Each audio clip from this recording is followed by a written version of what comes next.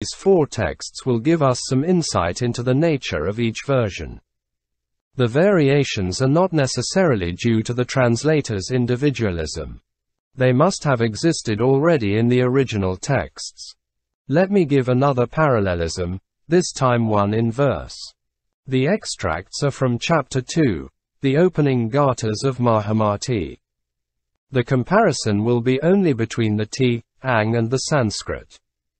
As the way more or less agrees with the Sanskrit, while the Sung agrees with the Tianj, though the Sung as well as the way lack 2 verses corresponding to and of the Sanskrit.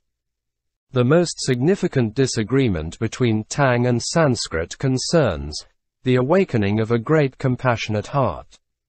According to the Mahayanists, a heart is to be awakened in one that is above all forms of attachment and yet that feels suffering in the world as its own. Lane Sung and T, Ang. This idea is emphatically pre-centered, whereas in Way and Sanskrit it is missing. From this, can we not infer that there were at least 2 quite different texts of the Lankavatara from the early days of its existence as far as these gathas are concerned? I do not know how the present Sanskrit text could be made to read like Sung and T, Ang. The philosophy of the Lankavatara asserts the emptiness or the not being born of existence. And it is quite right to say that the world is like a dream or transcends birth and death. But we must remember that this position is not one of absolute nihilism, because the sutra teaches the reality of prajna itself or the truth of the mind only. So far the Sanskrit gathas here reproduced accord well with the principal ideas of the Lankavatara. But there is another element in the Mahayana, which is love or compassion, and when the world is surveyed from this viewpoint, it is filled with sufferings, sorrows, and undesirable events. These are also in a way dreamy happenings, but compassion sees them in another light and strives to eradicate them by all sorts of skillful means. For this reason, Sung and T, Ang are preferable here to Way and Sanskrit. T, Ang. 1. The world transcends birth and death, it is like the flower in the air. Opening square bracket. Transcendental. Wisdom cannot be qualified as being or non-being, and yet a great compassionate heart is awakened. Sanskrit. 1. When thou reviewest the world with thy wisdom and compassion, it is to thee like the ethereal flower, and of which we cannot say whether it is created or vanishing, as the categories of being and non-being are inapplicable to it. 2. All things are like the mirage, they are beyond the reach of mind and understanding. Opening square bracket. Transcendental. Wisdom cannot be qualified as being or non-being, and yet a great compassionate heart is awakened. 2. When thou reviewest all things with thy wisdom and compassion, they are like visions, they are beyond the reach of mind and consciousness, as the categories of being and non-being are inapplicable to them. 3. The world is always like a dream. It is beyond nihilism and externalism. Opening square bracket. Transcendental. Wisdom cannot be qualified as being or non-being, and yet a great compassionate heart is awakened. 3. When thou reviewest the world with thy wisdom and compassion, it is eternally like a dream, of which we cannot say whether it is permanent or it is subject to destruction, as the categories of being and non-being are inapplicable to it. 4. The wise know that there is no self-substance in a person, nor in an object, and that both passions and their objectives are always pure in their nature, and have no individual marks, and yet a great compassionate heart is awakened in them. 4. The Dharmakaya, whose self-nature is a vision and a dream, what is there to praise? Real existence is where rises no thought of existence and non-existence. 5. The Buddha does not abide in nirvana, nor does nirvana in the Buddha. It goes beyond. 5. He whose appearance is beyond the senses and sense objects and is not to be seen. Enlightenment and the enlightened, also being and non-being. By them or in them. How could praise or blame be predicated of him, O Muni? 6. The Dharmakaya is like a vision, like a dream, and how could it be praised? When one realizes that it has no substance, it is birthless, this is called praising the Buddha.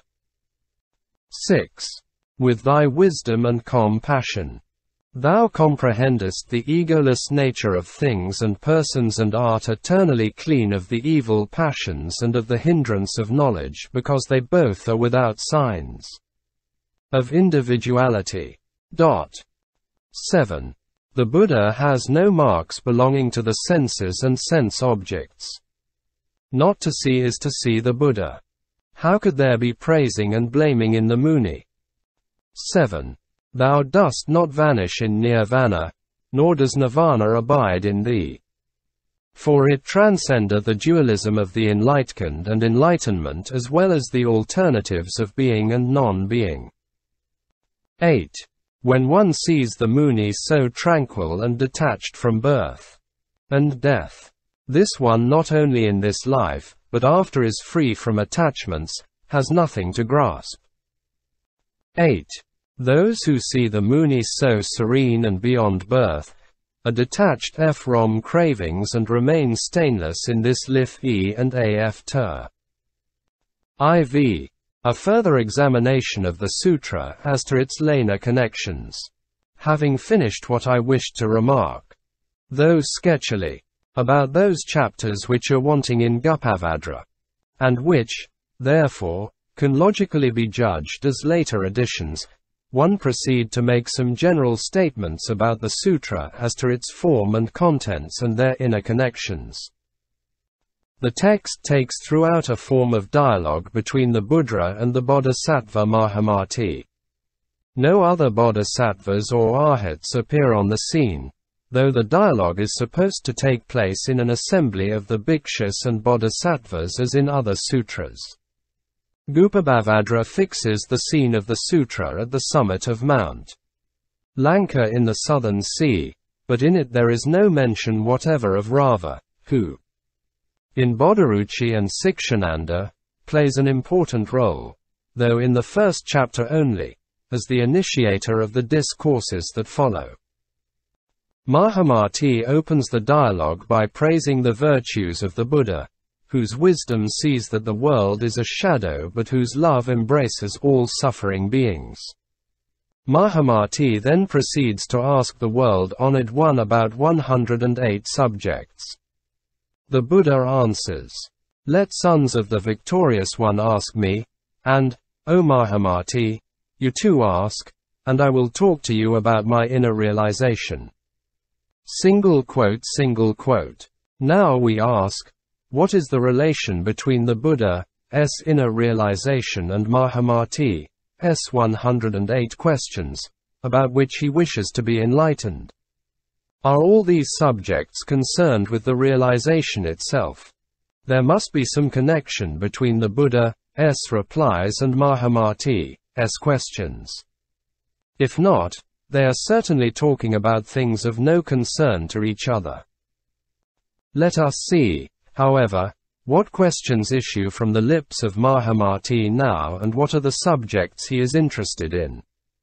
The questions are set forth in Gathas 12 to 59 inclusive, in chapter 2 of the Sanskrit text. But what a conglomeration! Some of them are, indeed, quite to the point as they refer, for instance, to the origin of intellection and mental confusion, and to their purification, emancipation, jhana, alaya vijnana, manavijnana, citamatra, non-ego, relative truth, phenomenality of existence, truth of suchness, the supreme wisdom, Buddha of transformation, Buddha of recompense, absolute Buddhahood, enlightenment, etc. But at the same time there are questions concerning medicine. Certain mythical gardens, mountains, woods, the capturing of elephants, horses, deer, the gathering of clouds in the sky, rules of prosody, the 6 seasons of the year, racial origins, etc. These do not seem to be properly asked of the Buddha, who is not a college professor, or rather a primary school teacher, but the master of spiritual enlightenment. Why are the contents of the 108 questions of such a mixed character? What is more astounding are the answers that are supposed to enlighten the questioner given by the Buddha. The Gathas 61 to 96 are the words of the Buddha, who is the wisest man in the world, and WH0 is willing to disclose all the secrets of the Mahayana teaching that have been taught by all the Buddhas. He states in the beginning, birth, no birth, nirvana, emptiness aspect, transformation. All these are without self-nature. The Buddhas born of Paramita. Sravakas, sons of the victorious one, philosophers, formless deeds. Mount Sumeru, the great ocean. Mountains, isles, lands, earths. Stars, the sun, the moon. Philosophers, deities, and also asura. Emancipation, self-control, the psychic faculties, the powers, jhanas, samadhis. Nirodha and the miracles, the bodhittas, and even the paths. Jhanas and apramanas, skandhas, and going and coming. Samapati and nirodhas. They are mental disturbances, only words. The mind, will, intelligence, non-ego, the 5 dharmas. Opening square bracket. So are they too. Single quote. So far, the answer, whatever be its exact purport, is more or less cogent to the main ideas of the Lankavatara. But what follows is strange not only from the doctrinal point of view but from literary construction. They are often not answers but questions, some of which are mere repetitions of the questions themselves. For instance, the Buddha is made to answer the 108 questions in this way. How are the elephant, horse, and deer caught? You tell me. How is the conclusion drawn from the combination of cause and illustration? What is meant by doing and being done? By various forms of mental confusion and the truth why they are both of mind only, and are not visible, that is, not objective. There is no gradation of the stages. What is the turning of the imageless? Tell me, what about books, the medical sciences, artist? See skill, the arts. Single quote. A glance is sufficient to see what kind of an answer this is. Questions and answers are curiously mixed up, and trifles and grave matters, too. The Gathas go on more or less like this until the Buddha concludes thus. O son, thou askest me such like and many other questions. Each is in agreement with the right form, having nothing to do with erroneous views. I will tell thee now what the perfect doctrine is. Listen to me. According to the teaching of the Buddhas, I will make a declaration in complete sentences of 108 clauses. O son, listen thou to me. Single quote. With what right form are the questions proposed by Mahamati supposed to be in conformation? From what erroneous views are they to be regarded as free? Whatever we may say about them, one thing is sure, that all these questions and answers are incoherently strung together. And we fail to find any logical interpretation to the whole body of the Gathas making up the first part of the Lankavatara Sutra. Single quote. Is some historical background needed to get a clue to the solution? Another source of confusion is discovered when we go on with Buddha's so-called 108 clauses, which are enumerated soon after. Evidently these clauses have nothing to do with the questions, although the number, which seems to be a favorite 1, at least with the Buddhists, is substantially the same. The 108 clauses preached by the Buddhas of the past are a string of negations. Negating any notion that happened to come into the mind at the moment, apparently with no system, with no special philosophy in them. These negations are another example of the irrationality of the Lankavatara. At that time Mahamati, the Bodhisattva Mahasattva, said to Buddha, "O thou Blessed One, what are these 108 clauses? Why?" The Buddha said, "What is termed as birth, is not birth. What is termed as eternal, is not eternal. What is termed as form, is not form. What is termed as abiding, is not abiding. Dot, dot, dot, dot, dot. Single quote, single quote. The negations go on like this concerning varieties of things not only religious and philosophical but of common experience.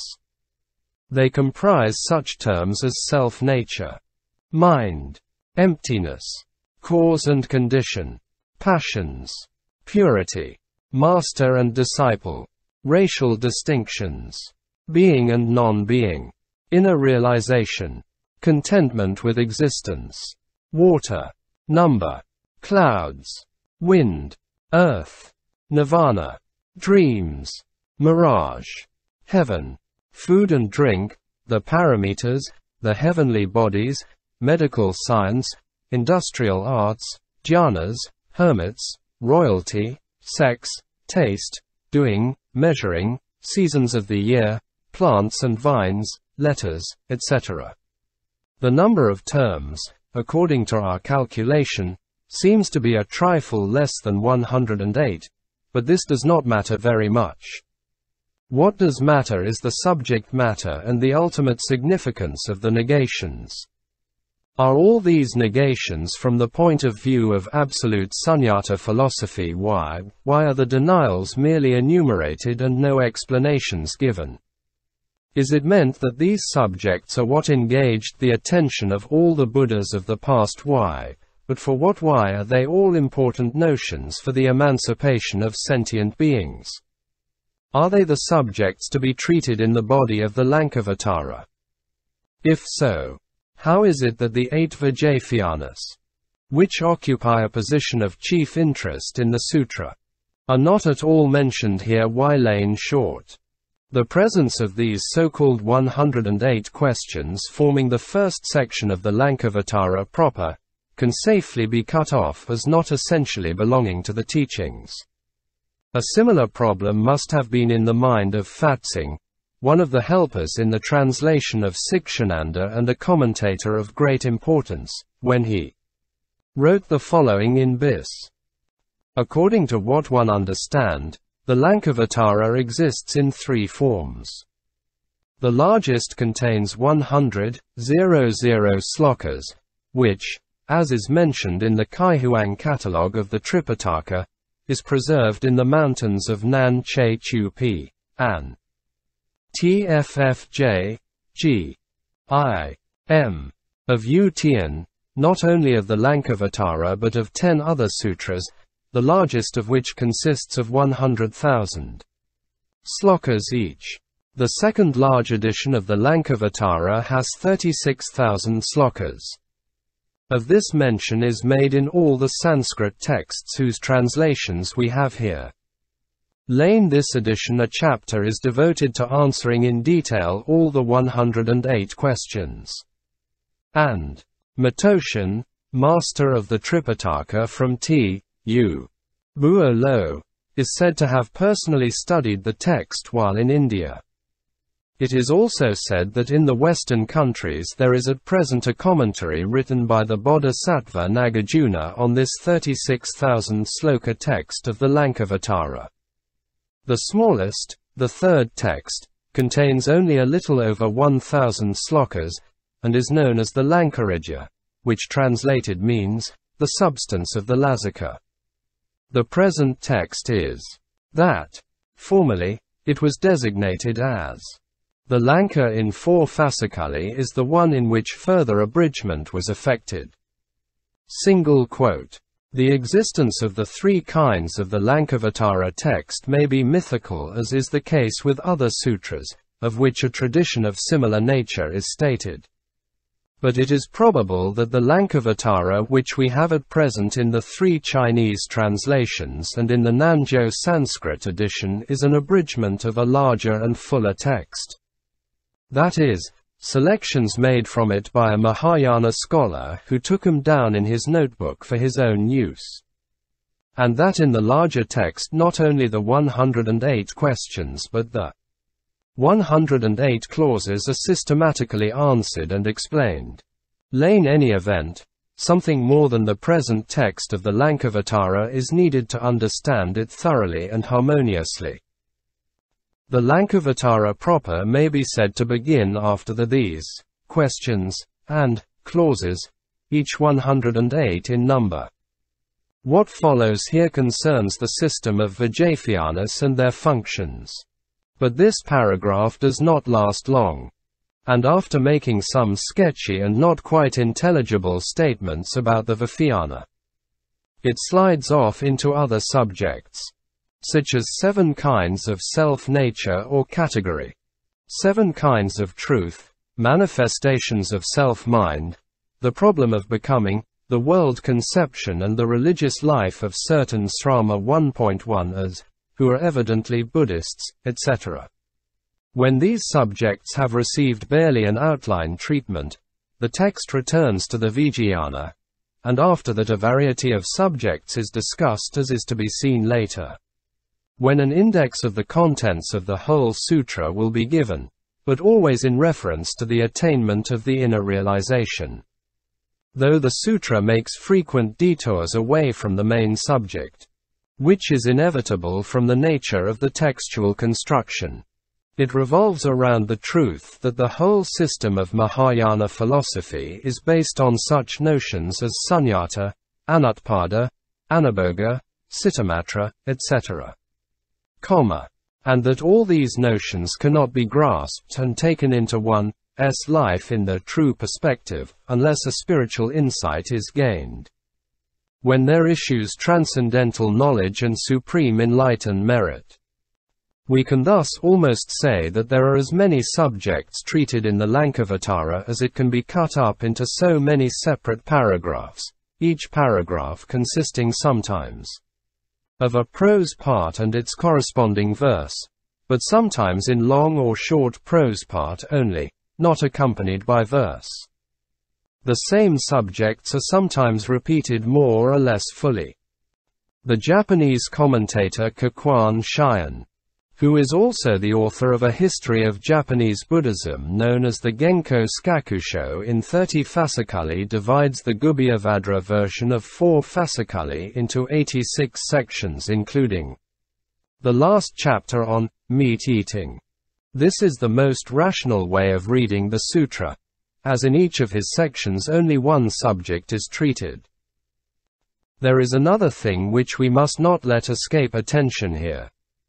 It is the refutation of the philosophies of other schools which were flourishing then in India. The Lokayata, Saikya, Vaishika, and other schools are cursorily reviewed as not in agreement with the Buddhist teaching, or as not to be confused with it.